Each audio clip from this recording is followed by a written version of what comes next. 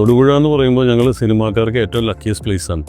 എൻ്റെയും ഒരു ലക്കിയസ്റ്റ് പ്ലേസാണ്. കാരണം ഇവിടെ ഞാൻ ലാസ്റ്റ് ഷൂട്ട് ചെയ്ത സിനിമ വെള്ളിമൂങ്ങ എന്ന് പറയും. അതിപ്പോഴും റിപ്പീറ്റായിട്ട് ടി വിയിൽ വന്നുകൊണ്ടിരിക്കുക. മഹാറാണി വിസിറ്റ് ചെയ്തതിന് ശേഷം ഇനി തൊടുപുഴ എന്ന് പറഞ്ഞാൽ മഹാറാണി ആയിരിക്കും. കാരണം ഇത്രയും വൈഡ് റേഞ്ച് ആയിട്ടുള്ള കളക്ഷൻസ്. നമ്മുടെ അമ്മയുടെ ഷോവുമായിട്ട് ബന്ധപ്പെട്ടിട്ടാണ് മഹാറാണിയുമായി ബന്ധപ്പെടുന്നത്. പക്ഷേ ഞാൻ ഒറ്റയ്ക്കല്ല, എൻ്റെ വൈഫ് ഷോപ്പിംഗ് സ്പെഷ്യലിസ്റ്റാണ്.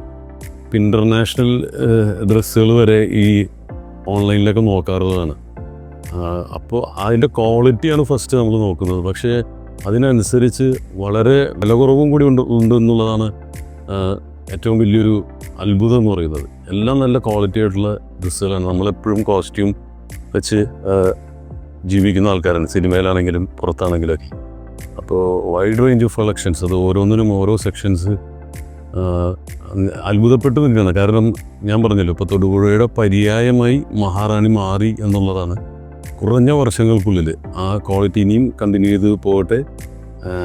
ഈ ജനങ്ങളുമായിട്ടുള്ള ബന്ധം എനിക്ക് തോന്നുന്നു ഏറ്റവും തിരക്കുള്ളൊരു ദിവസമാണ് ഞാൻ വന്നത് ഇവിടെ. പക്ഷേ ഒഴിവ് പറയുന്നു ഇന്ന് ഏറ്റവും തിരക്ക് കുറഞ്ഞ ദിവസമാണ്.